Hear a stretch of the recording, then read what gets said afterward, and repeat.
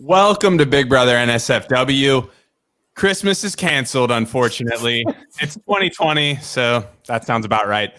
But I'm joined tonight by some good people that have some gifts, some reflection on this episode. We've got Matt Bischoff, Johnny Fairplay, Karen Eisenberg, and our special guest tonight, good friend of the podcast, Lex Vandenberg. Lex, how you doing? Great. Thank you guys so much for having me. I'm just happy, having been sheltered in place for 6 months, to be hanging out virtually with some friendly faces and old friends, because I'm lonely. Oh, dude. Lex, I thought of you because every year, with the exception of 2020, that's ruined everything, I typically see you at Big Tom's cabin. That's right. And I usually come to visit you guys there. And without fail, there's going to be at least one night where I'm going to sleep watching Big Brother on the DVR from earlier that evening. Up at the cabin.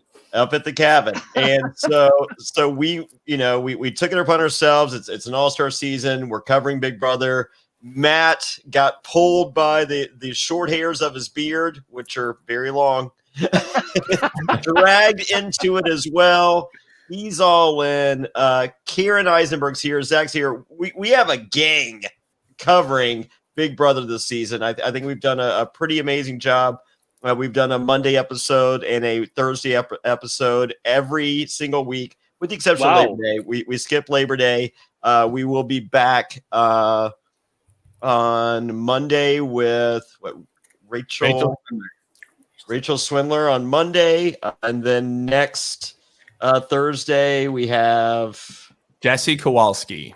Yes, and then coming up after that, we have Andy Heron and Scott Long. We have a lot of guests, but I'm sitting there and I'm thinking, I'm like, my boy Lex loves Big Brother, has never missed an episode. This is an authority, a reality TV guru that we have to bring in the wisdom, especially during a week like this. What do you think? My God. I mean, what a week it's been. Sorry about I've got dogs that are brawling right here and vying for my attention. But yeah, what a week, and a pretty emotional week. And there's, and I don't know if you guys have covered this already, maybe earlier this week, but stuff that wasn't even, there's drama that wasn't even shown on TV. And I'm referring to the whole Ian Gate with who was it? It was Memphis. All the people that I hate: Memphis, Nicole, Danny, and who was the fourth one? Making fun of Ian, his autism, or making fun of the fact that he rocks because he's autistic. That right there to me is I wanted to cover that at some point tonight, because as you guys know, absolutely, my older son is on the autism spectrum, and I mean, I was just I'm gonna try to keep things relatively clean and calm, but I was fucking pissed. Well, let's start with that. I messaged Johnny a couple of days ago, whenever this was, and I said, I know that you're friends with Memphis, but I've got some stuff to say about this. And I'm thankfully not friends with Memphis, and I'll tell you right now, even before this, that whole episode of them just being bullies and clowning Ian, every time I see him come on screen, I want to stab him in the face. There's something about that guy that I just absolutely can't stand. Memphis? I don't even know what to put my finger on it. Now I can. Well, the funny thing is, Lex, so obviously, when I met you and Fair Play, etc., we hit it off day one whenever we met each other for the first time at Survivor events. Well, Give Kids the World last year, Hearts of Reality, Johnny and Silas and Christina Coria and Jesse Camacho and who else? It was Memphis. Memphis. Yeah, so we I didn't even know. I don't watch Big Brother, so I didn't know who this Memphis guy was. But we ate sushi, and we went to another place, and we were having some beers.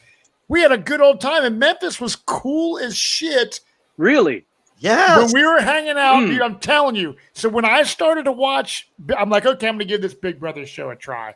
And I was like, this shirt. I hate Cody. I made this shirt just because I like Memphis. He's Well, that dude. dude Oh, in real life. And Matt and we were. I'm like Matt, watch Big. He goes. Are you guys going to watch the whole season? I'm like, we're fucking podcast. No, we're going to tap out after 2 episodes. Yes, we're fucking watching the whole season. And he comes and like finally, like after 3 weeks, he comes here. He's just like, well, Memphis is on there. I'm going to watch because he's a good dude. And what's the first thing I hear, Matt? Oh, dude. So, the first time I watched The Big Brother, I was like, this Memphis guy is the most cocky, fucking arrogant pile of shit I've ever seen in my life. Douchebag. And that was not Everything the about guy that I saw the first time I met him.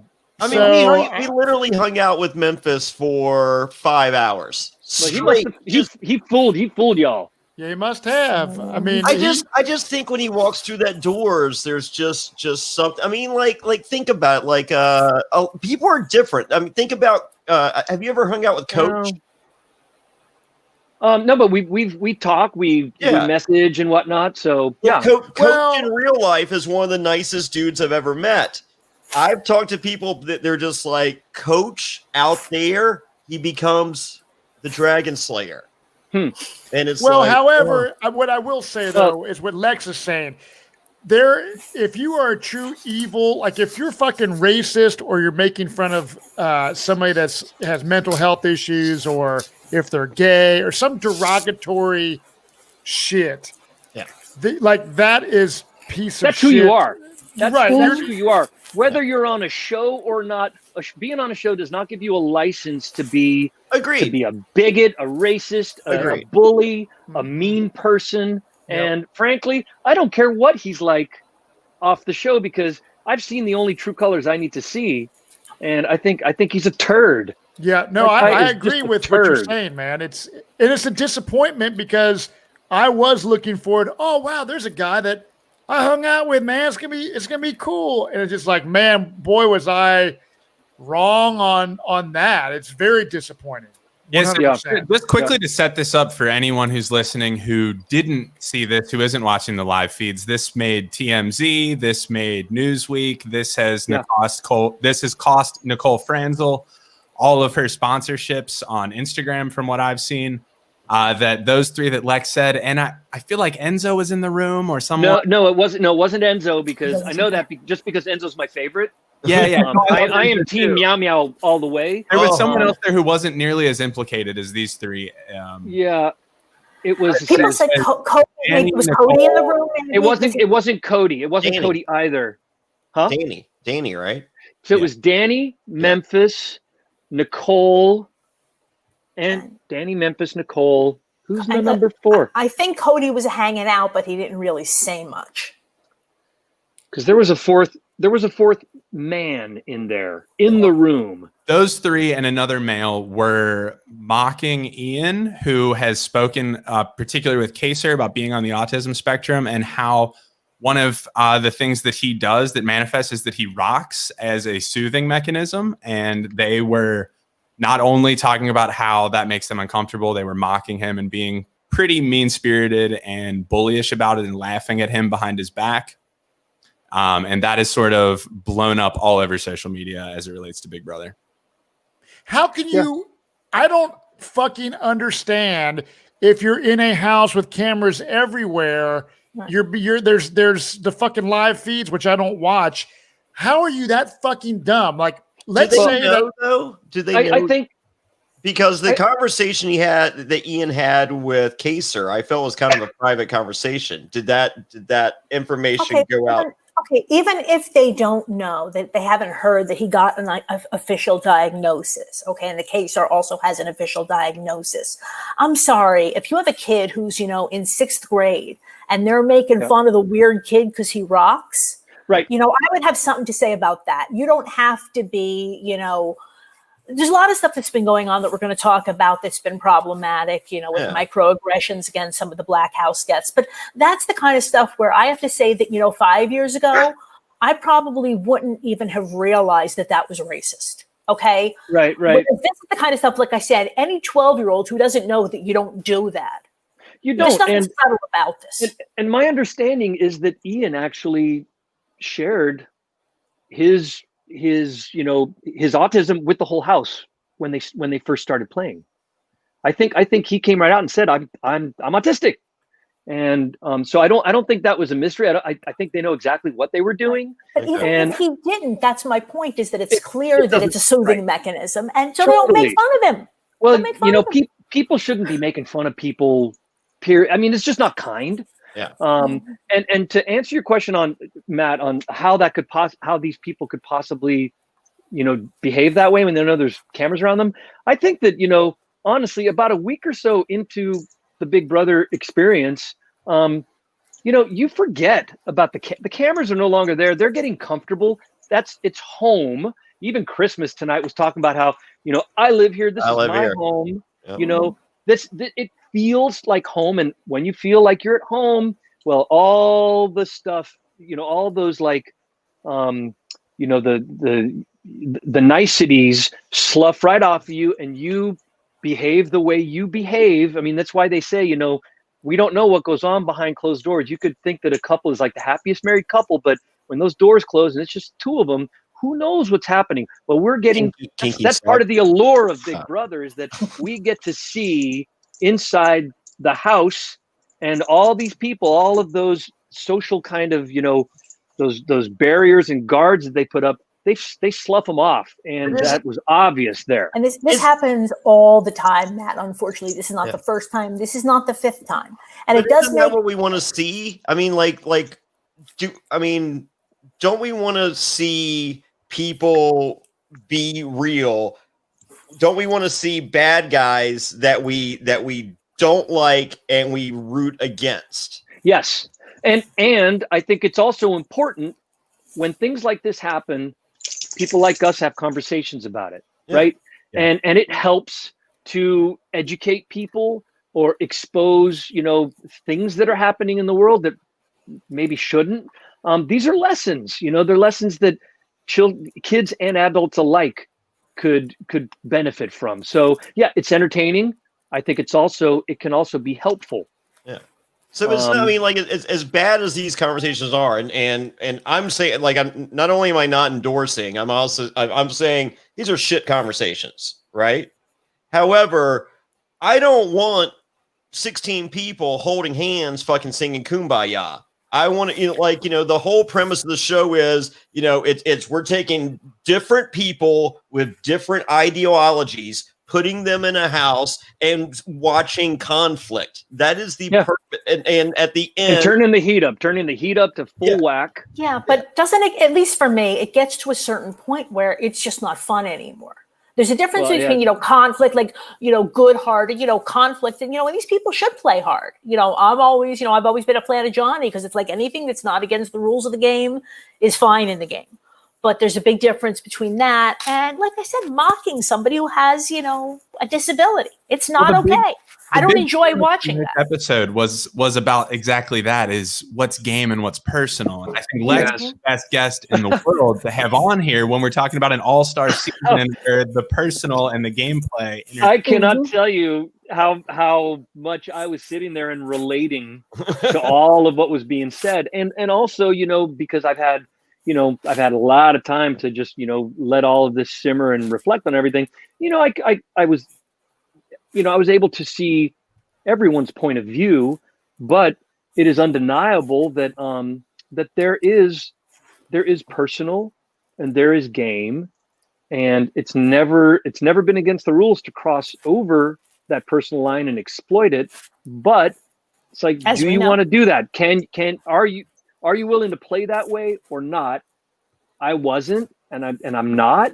And Davonne and Bayleigh, to me, they strike me as really very genuine people, that they weren't just saying what they were saying because it fit their narrative, this week. They were saying it because they felt it.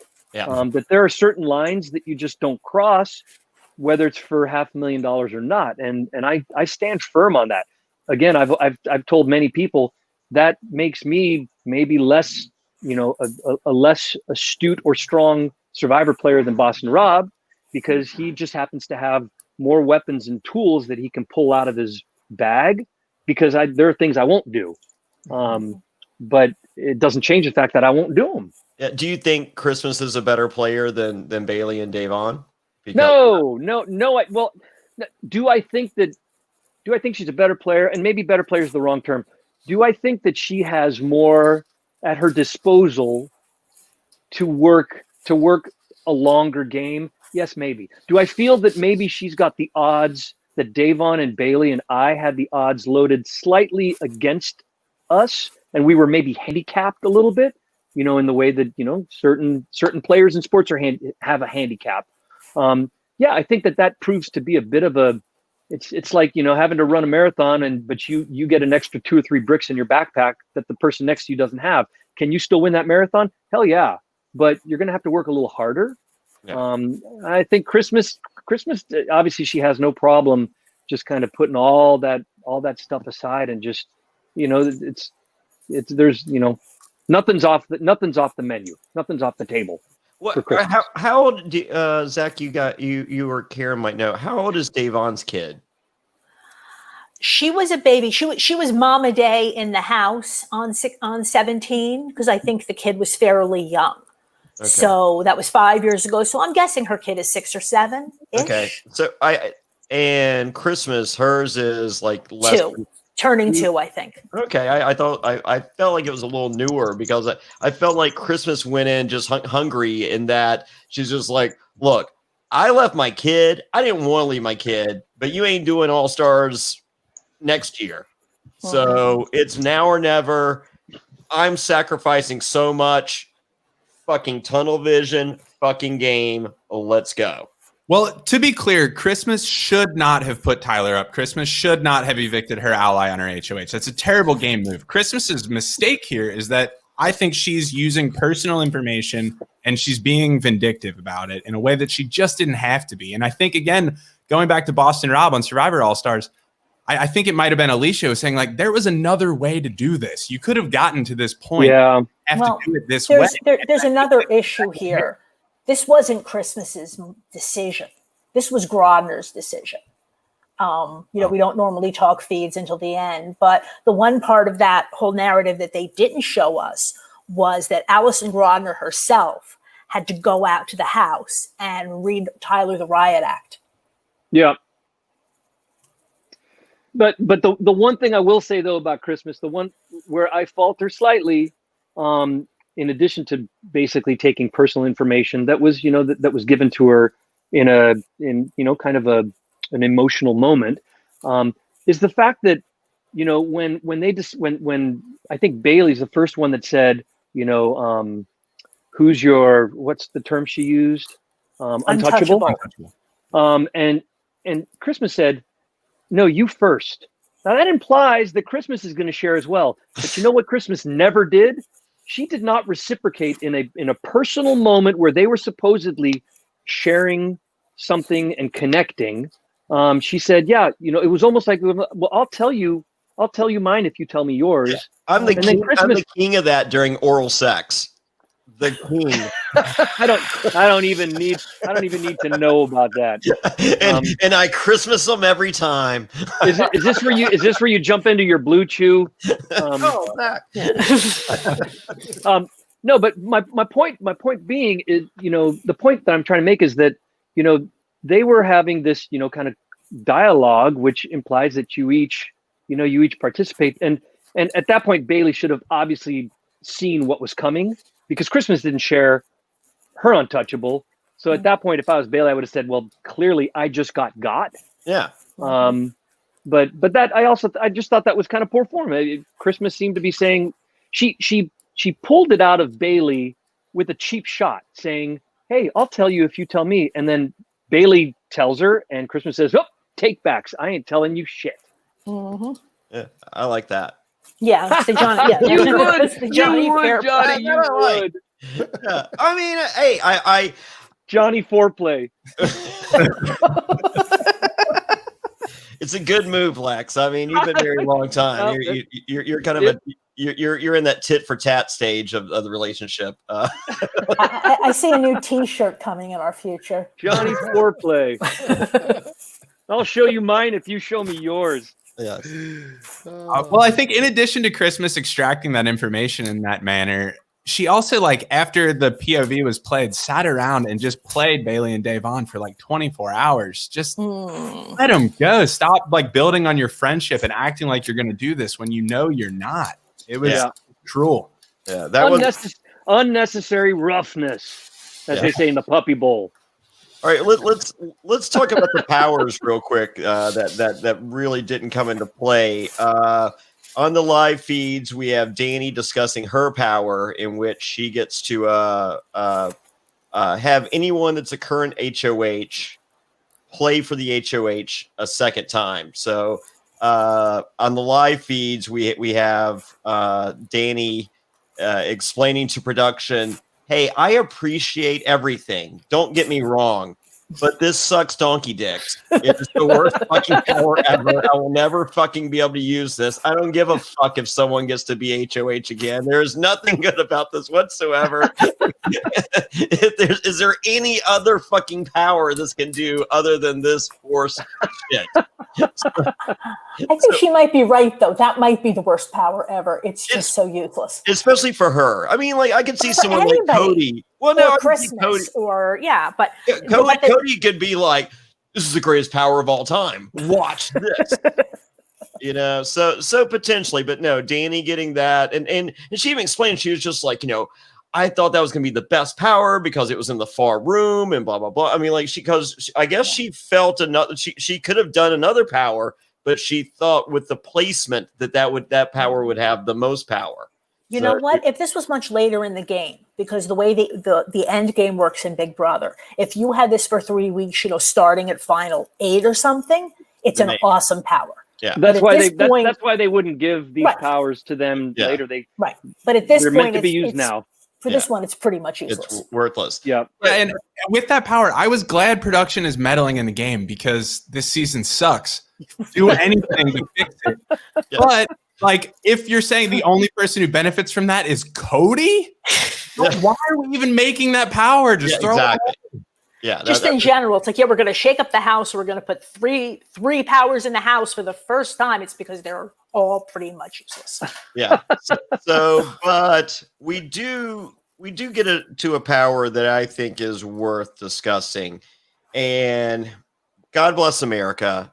If David, if he's not the worst Big Brother player of all time, if he's not the worst Alliance fucking member of all time, is he the worst Black Lives Matter supporter of all time? Jesus Christ. You have Bayleigh and Davonne at the beginning of the game going, "Look, I don't care if you're my best fucking friend sitting on the block with you, David. I got your back. No matter what, I will fucking support you." And he replies, "All right, got something going with one other person, because that's how you win the game of Big Brother with an alliance of one." Because he had a conversation with Tyler, so he's running the game at this point, which is one more alliance than he had the last time he played Big Brother. So, you know, he feels pretty set there. So, and they're just like, "All right, well, we still got your back because we're supporting one another." So we have two Black Lives that matter on the block. We have another Black Life that matters, that gets the power, that could save at least one.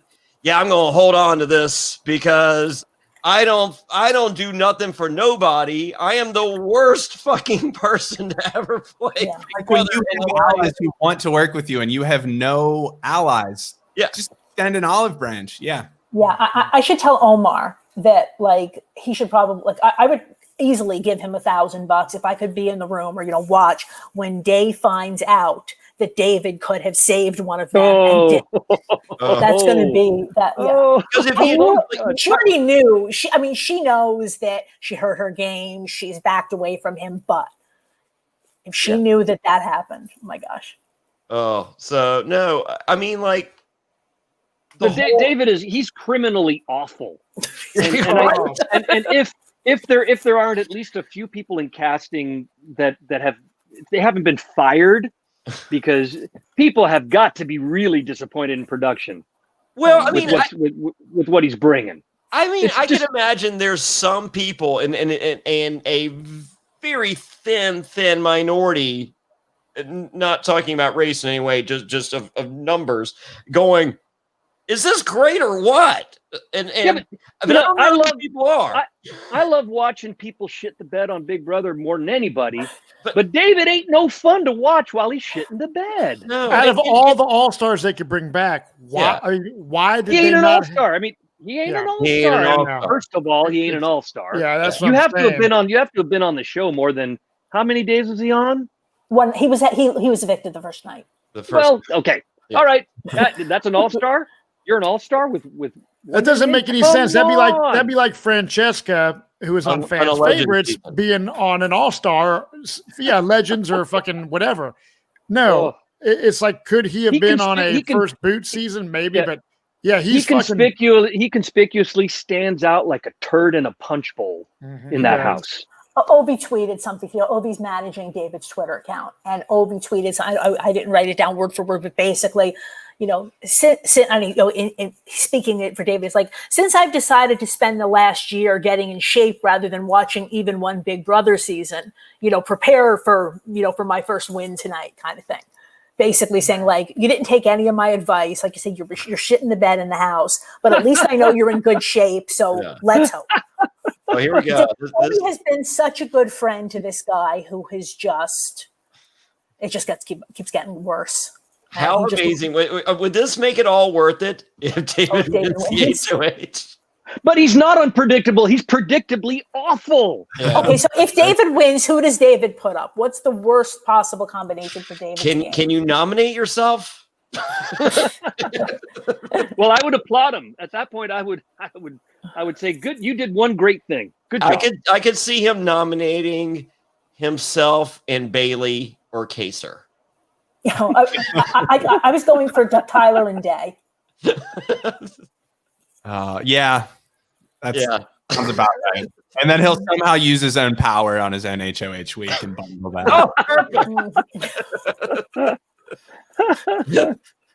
Not wasting that power whatsoever. I'm gonna use this power on my own nominations. Watch this. Don't ever see it coming. No, fortunately, the HOH comp is the wall comp, and I don't think he's gonna win that. He's too buff. You know who might shock us is Kevin, because Kevin showed us a lot with the Puppet Master thing. Yeah, he's my tip to win HOH tonight. Is he really?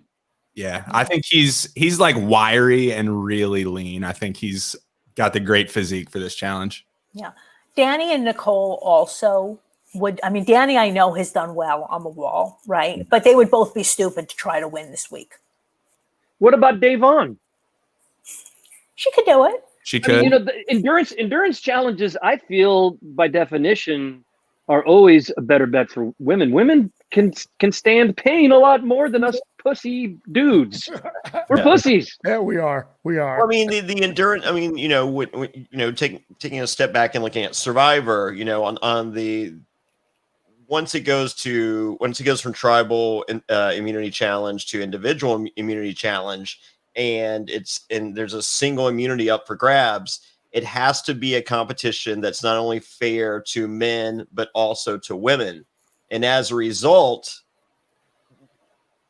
99.9% of the time, it's skewed towards a woman, because to make it fair, it's going to be tilted in their direction, because you're subtracting brute strength and things that more so than not. Subtract Christmas from the equation, because I know that she can whip my ass all day long. You're doing all kinds of strange math, Johnny. You've lost me already with these equations and whatnot. I think it's simple. Women are tougher. Yeah. Well, I mean, no. Yeah. I did natural childbirth 3 times, so yeah, I'll meet all of you on a wall anyway. Yep. High five. There we go. Balance and endurance typically go to women, just as a physical trait that women have over men. Yeah. Well, so far this season, Big Brother has made like 99% of the competition skewed towards the men. So yes, see what happens here, including the first one that I don't even think Nicole had tables that the women had to reach the far end, and the guys. That was infuriating. That was the fact that actually that not everyone who watches wasn't outraged and went public about it. I'm like, how you'd have to not watch to not notice. Yeah. It was I like didn't so think obvious. Nicole A or F could lift the thing. Yeah. And then to have it at the very back, and shockingly, Christmas wins. It's just like, yeah, she's got more muscles than Memphis. Right. Oh, by far. Grandpa, yeah. Grandpa. She could probably lift Memphis over her head if she wanted to. I would like for her to lift me. You have some costume ideas for that also on Facebook? I mean, I would whatever needs to happen. She has the worst tattoos ever, but otherwise, I think she's pretty roll tide. And she's your type, Johnny. Like crazy. No. She's Yeah, not there my you type. go. Yeah, I'm not interested, but you know. Well, let's take a quick break and hear a word from our sponsors, and then we'll come back and talk about everything else that went down on the eviction episode. This episode is brought to you by Magic Spoon. And let me tell you, I'm about to turn 30 years old. It's about that time I start cutting down on carbs, sugar, unhealthy food. And I realized I basically can't eat anything anymore. That's where Magic Spoon comes in. Tell them about it, Johnny. Oh man, 0 grams of sugar. 11 grams of protein. That's right, 11 grams of protein and only 3 net grams of carbs in each serving. What am I talking about? Magic Spoon. 4 delicious flavors previously: cocoa, fruity, frosted, blueberry. What was my favorite? It was the frosted. But boom! What am I looking at right now? This is the greatest week of my life. I'm looking at brand new peanut butter Magic Spoon and honey nut. Oh man. Tomorrow I'm having both. I am so excited. I'm breaking all the rules. You heard me correct. 0 grams of sugar, 11 grams of protein, only 3 net grams of carbs in each serving. It's keto friendly, gluten free, grain free, soy free, low carb, and GMO free, and taste amazing. The most important part, honestly, too good to be true. You can join me. Be like just me. Try those new flavors as well. Where do they go, Zach? Go to magicspoon.com/survivor to grab a variety pack and try it today. Be sure to use our promo code SURVIVOR at checkout to get free shipping. And Magic Spoon is so confident in this product, it's backed with a 100% happiness guarantee. So if you don't like it for any reason, they'll refund your money. No questions asked, but you're going to like it. That's magicspoon.com/survivor and use the code SURVIVOR for free shipping. We thank Magic Spoon for sponsoring this podcast. Any fool can climb a wall or crawl through sand, but as every fan knows, Survivor challenges are won or lost at the puzzle. The most successful players are puzzle masters, and you can be one too. Fair play. Perplexers Puzzles creates handmade miniature replicas of many of Survivor's greatest and most challenging puzzles.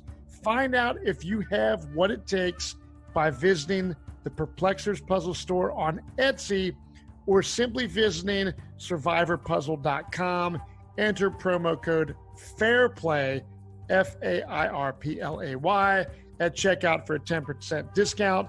And let me tell you, I'm hanging out on my patio on these beautiful summer nights. I have Zach Hacker coming over to my house, and we did the fire puzzle, the season 40 puzzle. I got the tree puzzle, and Zach was like, dude, these things are fucking awesome. So if you are a fan of Survivor, as Zach is, and I know he has a true, authentic Survivor puzzle that I have personally done, these Perplexers puzzles are the real deal.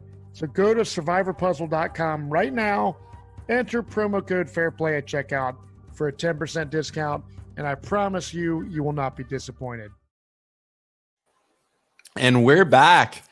Hey, real quick, Lex, I gotta show you this. Boom. There you go. Oh, thank you. In the chat, Lex is a CJ in the wall.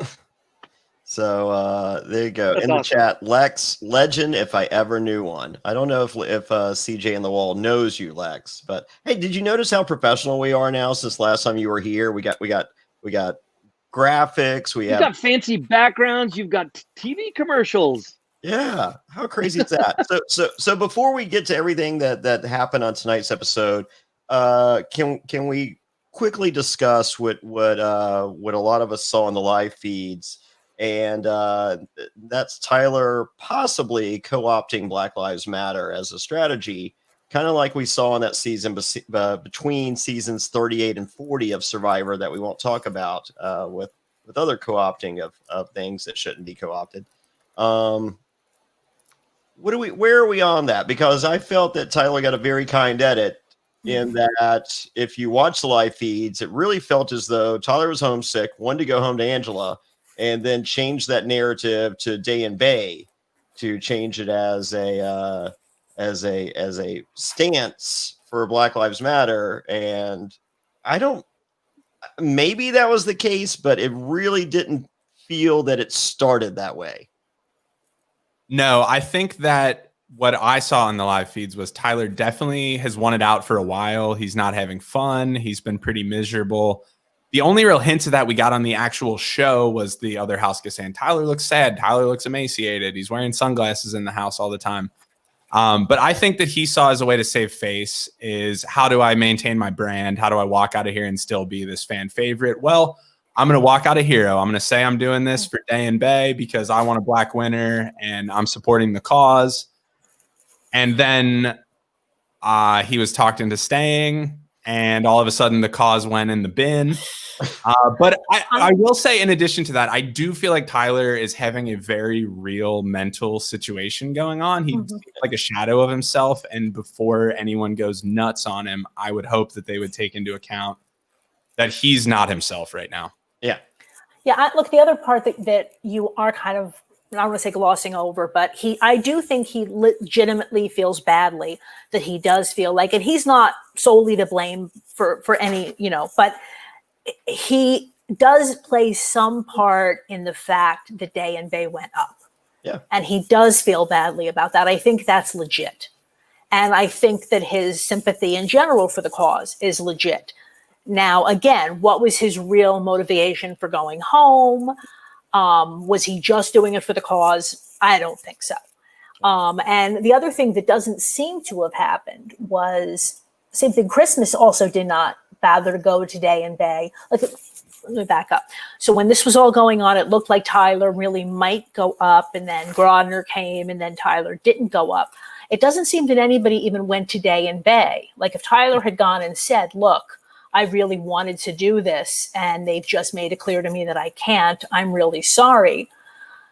I feel like this would look better than it does, because it really does just look like he wanted to go to home. He got talked out of going home, and that cause that he was so interested in on Tuesday. It's like I said, it's not a good look, but on the other hand, like I said, I do give him a certain amount of credit. Why do you sign up for a fucking show if you don't want to be there?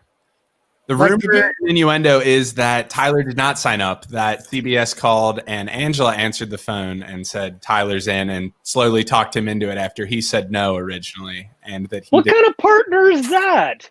A good one. Well, first, I mean, the other thing a very motivating partner. So he doesn't have kids, man. If you're that whiny and wanting to quit over, I mean, I fucking love my wife, but until you have fucking children, that is the true fucking like when I was on Survivor, yes, I miss Tessa. I miss giving her ass massages and banging her and shit like that. but romantic stuff. She's my best friend. But in all honesty, it's like my fucking kids. Before I went out, that was my main am I gonna go fucking insane not seeing my children? And the dude's got a fucking girlfriend. I mean, come on, dude, grow some balls. Fucking, you're gonna be home in a couple months. You're a young fucking dude. You're a jewelry fucking. You're living the life of some surfer bro. I mean. And Tessa and I are anxiously looking forward to you playing Survivor again, Matt. I think it might get at something of I've seen a lot of people talking, is the Big Brother format broken? The game has gotten longer and longer over the years. It's become more and more intensive. I mean, we've seen allegedly Dan and Derek opt out and instead play some sort of Vegas investment game that they've got going on with the players in the house because they don't want to go in there for 90 days And when you know you're not going to win, you don't want to be tethered to the jury house. Yeah, Zach, tell people about that because it really is pretty ridiculous. Yeah, so we had Portia on a couple weeks ago, and Portia's take, based on it seemed like her own sources, is that Dan and Derek chose not to play, but to instead assemble alliances who would work together of their friends, and that Dan and Derek are taking a cut on any proceeds from the winnings. That there was an agreement ahead of time that I'll put together a winning 6-person alliance if you give me 10% and Dan 10%. And that is what's going on.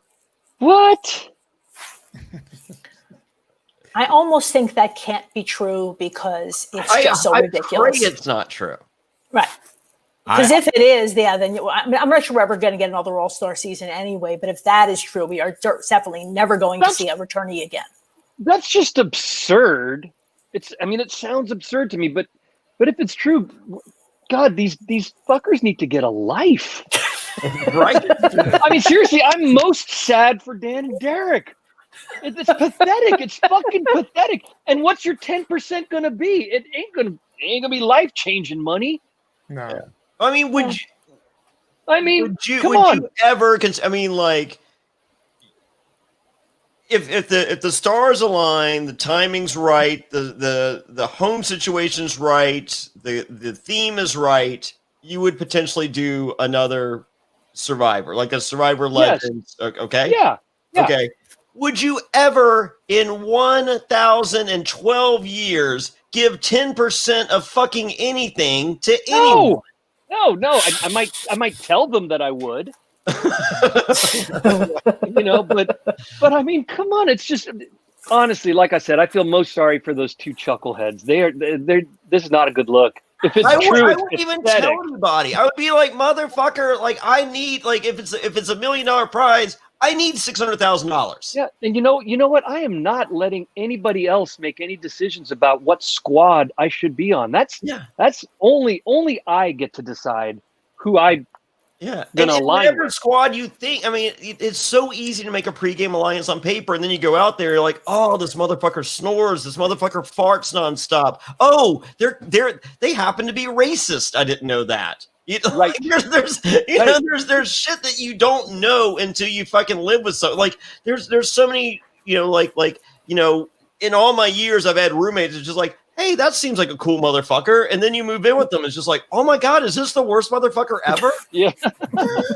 So Zach, how reliable is that intel? I don't know. Johnny, you know Portia better than I do. That's just what Portia feels. And based on conversations she's had with them, I've heard rumblings. I haven't heard anything that's as specific as that, but I've certainly heard plenty of rumors before and during the season that both Dan and Derek were involved pregame in getting some of these alliances set up. I've heard that from multiple people. Yeah, to tie it into critiquing the format of the game, though, Lex, Johnny, Matt, if you guys were to go back and play Survivor, like that first confessional when the producer's like, why did you come back? You're going to say, because I love this game, right? I wanted to come back because I love this game. No, because Cochran put together an alliance. I'm giving him 10%. Yeah, but in comparison on Big Brother, who have you heard this season say they came back because they love this game? I've heard Davonne say that. I've heard Pacer say that, and I've heard Janelle say that, and I've heard no one else utter anything like that. I've heard them say, "I hate this game." Yeah. Well, and this is one of the reasons that this season, as much as it is my guilty pleasure, I love Big Brother, but this season is so much not fun to watch because so many people out there are obviously having no fun. Yeah. They're miserable to be out there. And the last thing we need right now, after having been sheltered in place for 6 fucking months in a pandemic with our entire state on fire over here in California, I don't want to watch miserable people 3 days a week. I crave escape from my own miserable life right now. And this season of Big Brother has been awful in that regard. It's just not a lot of fun. Yeah, it's just not a lot of fun to watch. And how can you not? On an all-star. I guarantee if Chicken George was in that fucking house right now, he would be happy to be there, and he would be there for the love of the game. There's a lot of people that really ought to be in there that ain't. Daniel Reyes. would be there for the love of the game. Absolutely. Amen and hallelujah to that James one. Ryan would be there for the love of the game. Hurricane Howie would be there for the love of the game. I mean, there's so many people, and like not one person. Like day one, we didn't hear anyone going, "Oh man, this is all I've been thinking about." Like, how are these motherfuckers not been thinking? Like, if they haven't been thinking about this, why should we be thinking about them now? Right. I blame 2020. It's like we finally get, not only we get a season, we get all-stars, and then it's because it's 2020, it just sucks. And we get it's hot garbage. We get hot garbage. Yeah, be careful what you wish for with the All-Star season. Yeah. Actually All-Stars. Well, hey, 2021 we can have a make good with a 23-day legend season all day long. And I guarantee every motherfucking legend, if they're really a legend, walks in day one, says, "I love this game. Watch this." Hey guys, I'll be right back. I'm going to plug my laptop in because battery's about to go. I'll be right back. Right on. The joy of live podcasts. Awesome. Well, one other thing that happens that I would like to bring up that I have a bit of a hot take on. We do see Cody Calafiore unfortunately loses his grandfather, and he's informed of that information on this episode. Swaggy C had a take on Twitter that I'm going to agree with. I don't do this often, but Swaggy said we need to change the rules of how the house guests are able to interact with their families in emergencies. What is the freaking harm in letting Cody talk to his family on the phone? Like that's the real in reality TV. It's the same frustration I have when watching Survivor and see someone go home with like an infection on their finger. Just give them the meds and the bandages they need. This is so dumb. This is not why we're tuning in. Yeah. Right. Totally agree. I think the issue with that is you have someone like a Russell Hantz, in which if there were bad news, before he would go out there, he'd be like, "Okay, anything bad happens, I mean, they're gonna let you call, but like, tell me something. Tell me something that you've seen I don't know." And it's the Russell Hantzes of the world that ruins everything for everyone in life as we know it. I disagree only because I think that they could put checks and balances in place that would make that difficult for someone to do. What I think is production it'd be extra work for them. They don't like to be bothered with that stuff. And they claim it's for purity, the purity of the game. I think you have to worry about some people. So, and I'm just picking on Russell Hantz, and I would like to think that he wouldn't do that, but it's also very interesting. Whenever I give him an inch, he takes 18 yards. So Also, you said Swaggy is the one who tweeted this out, Zach? Yes. Because you're rumoring an innuendo, and again, I can't prove any of this, but there are thoughts that Swaggy and Bayleigh were able to communicate when she was still in the house. Really? Yeah, because she was pregnant and she lost the baby. Yes. I didn't know that. No. Yeah, they made an announcement after the season that she did get pregnant in the house and she did have a miscarriage. During over that whole I think she was in the jury house when that happened. Yeah, she was right around the time of that fight where, she went off screaming, whatever.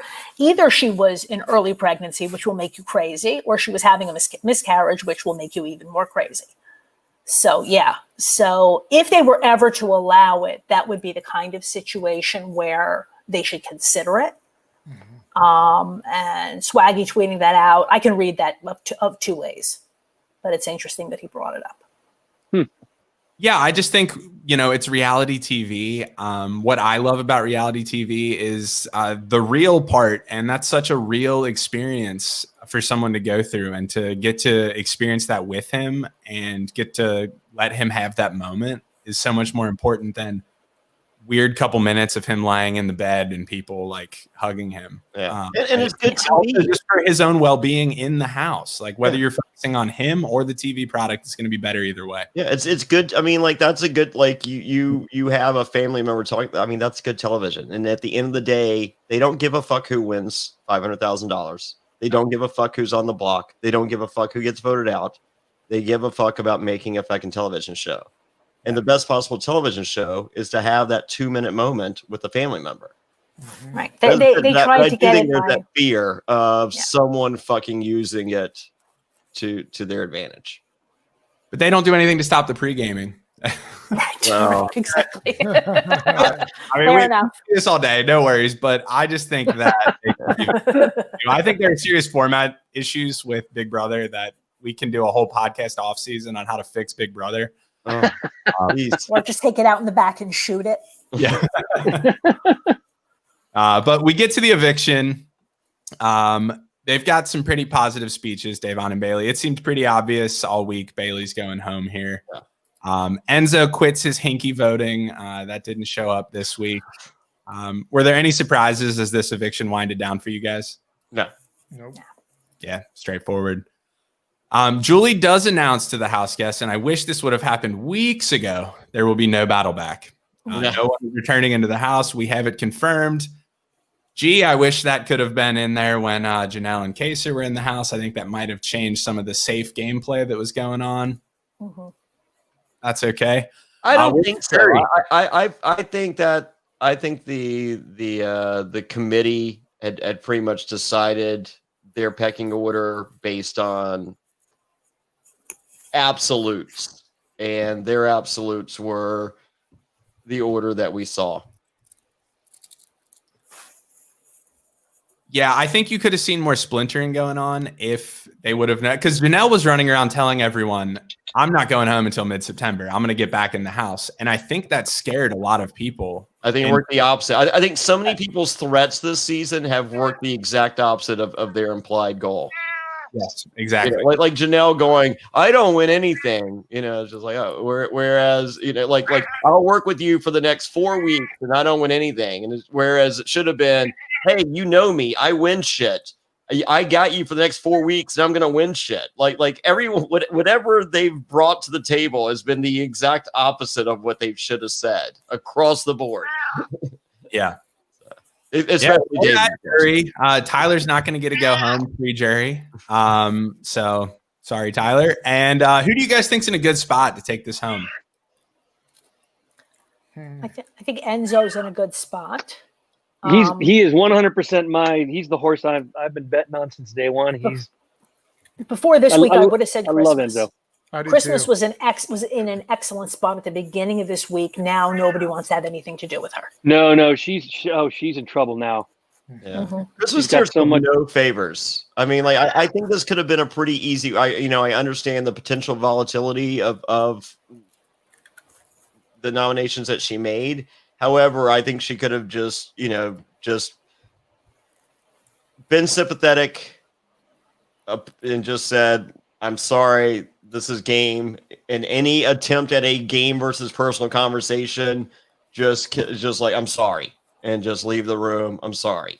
You know, I think Christmas would have been in probably the exact same spot she was when this started. Or this week started. Whereas now, I think she went from potential winner to bottom tier, the bottom of the committee. Oh, yeah, the problem isn't the noms. The problem was that she was afraid that Bayleigh was going to stick a fork in her face. Yeah. That's what made her allies. And she made one of those critical kind of game blunders that so many people make when they forget that they're playing a game, and in a situation like this, it's more important for them to be right than for them to be safe. Mm-hmm. You know what I mean? Like she wanted, it was, I love it. So for those of you that are watching and not listening or watching and listening, the ones that are just listening, we have a post from Janelle, Lex and his cat repping team Meow Meow. Yes, indeed. Janelle, that's priceless. No, but the point is, I think it was so important for Christmas to be right and to have everybody acknowledge that she was right. I mean, as she was storming up to her HOH room and shaking her fist and talking about personal game, there's no personal, she just wanted to be right. And that is such, all you got to do is swallow your pride for a minute and calm down, and you will do so much less damage to your game because that's just an ego move. It's not a good game move. It's a terrible game move, and it's an ego acting out like a petulant child. Yeah. No, that like Davonne was so worried that she was just like, I finally gave them the Davonne they were looking for. And, and she's calmed down by everyone in the backyard. It's like, no, you're good. Whereas Christmas was the Davonne character that everyone was scared was going to show up. Ironically. Oh my gosh. Well, should we go into the HOH comp and live feed stuff that we haven't touched on yet? Sure. Would you guys like an update on the HOH comp right now? Yes. Sure. Yeah. Yes. It's about 10:15. We have 4 committee members left on the wall, sadly. We've got Cody, Tyler, and Nicole Franzel. Who's left? Who's that? So Cody, Danny, Nicole, Tyler, and Nicole. Danny. Oh. And That's the worst. That's it? Again, it's just another dumpster fire. That's the last 4. That's the last 4. Oh. Oh boy. I'm just going to go to bed. Wake me up next Thursday when something happens. Wake me up October 15th when this season's over. God. Oh wow. Boy. Well, I hope that Dan and whoever enjoy their fucking 10% for fucking Jesus. Fucking Well, it'll be 10% of what, 45 or 48% or 50% because Uncle Sam gets his like half, and then there's 10% is like, okay, enjoy 25. enjoy your Happy Meal.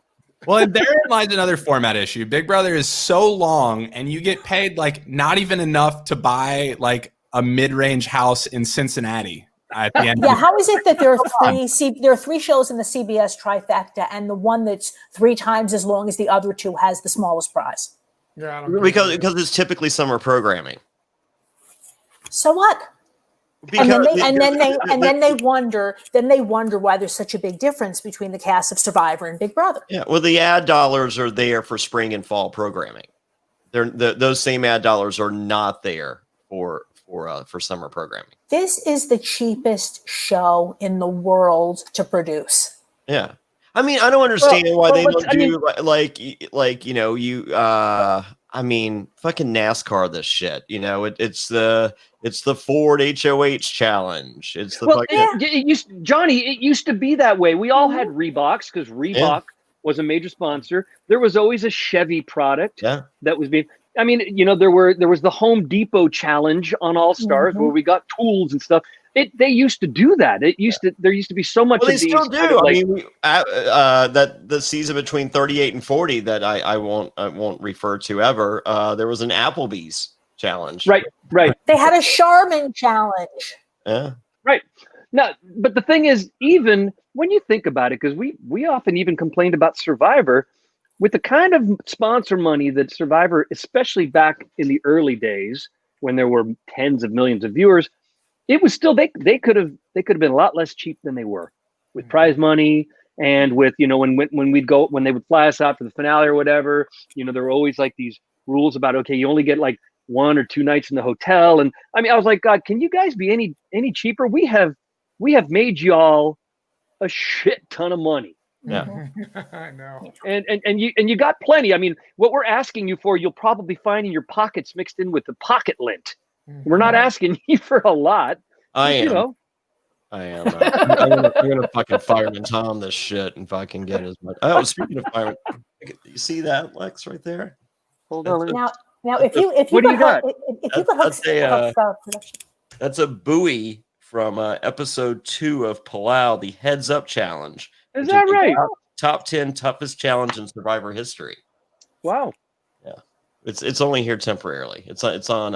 You're babysitting. I'm babysitting. Yeah. Nice. Yeah. I tried to make a trade. They weren't allowed to trade. So I got temporary custody. All right. I'll take it. It's 1 screw. It's not going to fuck up my wall.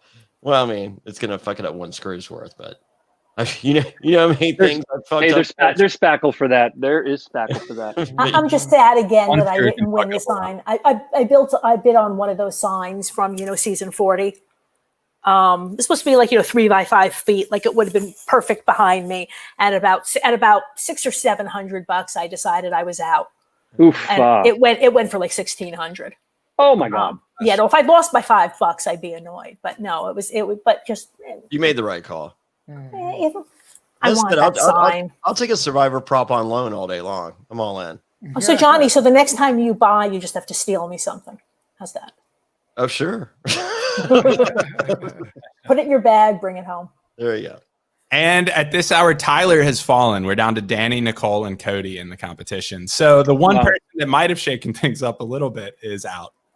Does Danny put Tyler up? Well, I don't know. And just for context, Danny is shaking and chanting her child's name. So I think she might not be in the Well, that we don't know. She may be saying the words Tennessee over and over again, but she could just be a huge Arrested Development fan. So that there's no confirmation on the fact that she is yelling her child's name over and over. No, I think Cody's going to win it. I think Danny is going to play her weird power that lets Cody get HOH again next week. Oh, perfect. Yeah. Mm-hmm. Well, I mean, hey, if you're not loving the season now. Oh, wait. That's wow. Well, I just had one thought though. So let's say Cody puts David and so who would he put up? I'm guessing he would put up David and Kevin. Right, David has the power. He said on the feeds he would put up David and Kevin and potentially backdoor Ian. Right, so maybe he would just put Ian up if David plays the power. Yeah, that would suck. Yeah, I mean, I don't see the committee actually starting to eat their own at this point. No, the committee has said their targets in order, I guess, are Ian, David, Kevin, or maybe not in order, but Davonne would be the last of the non-committee members that they're after. They like her, but she's just not in the committee. Mm-hmm.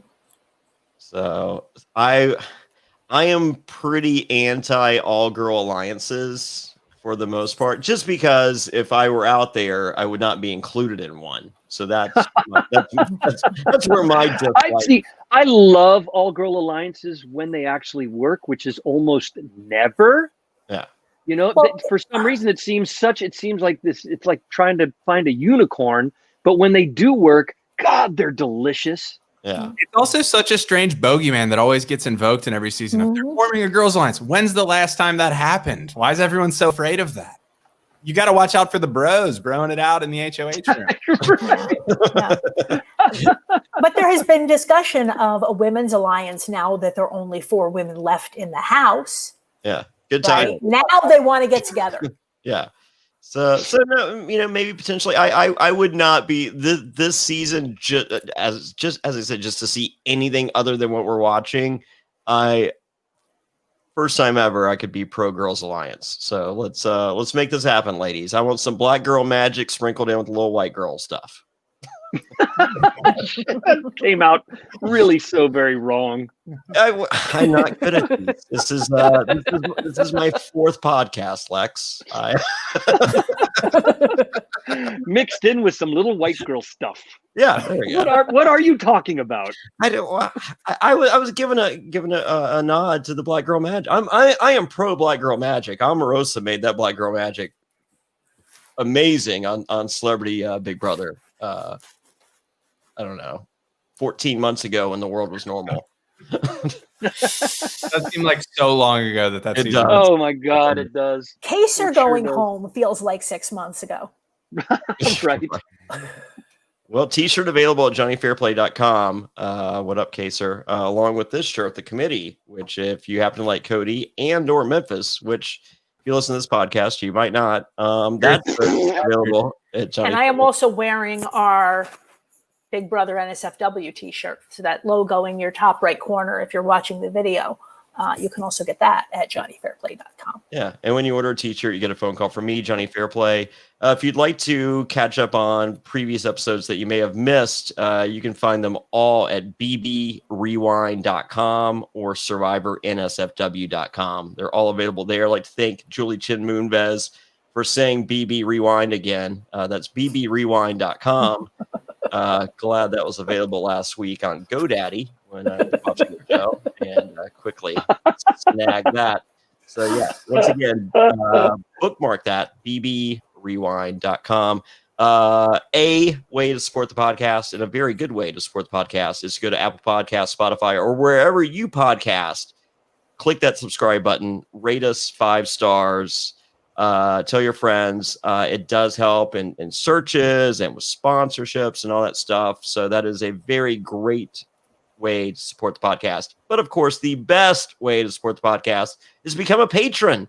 We have really fun stuff that we do each and every week on the patron side of things. We have a secret Facebook group. We do weekly trivia. We have monthly Zoom calls. We do the weekly Q&A, which is one of my favorite podcasts each and every week. And that is all available at ad-free NSFW.com. Once again, that's ad-free NSFW.com. And we've been playing fantasy football all week with it being kickoff. Oh yeah, we got of course I put both belts up. Yeah, we're playing for championship belts because that's what grown men and women do. Sports ball. Last place gets the Sacco Award, which is a mug with a picture of my balls on it, which are freshly manscaped, and we will soon be hearing words from our great friends at Manscaped to finish us up. 2020 has been the year of things happening that are completely out of your control. But there is one thing that you can control, and that's shaving your bush. Our sponsors at Manscaped are here to remind you to do so. Well, see, my big thing with shaving my balls is, people are like, Johnny Fairplay, how do you get laid? How do you get some action down there? And we're talking, there's 3 major things that can happen. 2 down there. I don't know how to make that happen for you, but I do know what will help make that happen, and that's shaving your balls and cleaning up your butthole. And what'll help is the Manscaped Lawnmower 3.0. It's a premium electric trimmer that's designed to give you a confident boost through body image.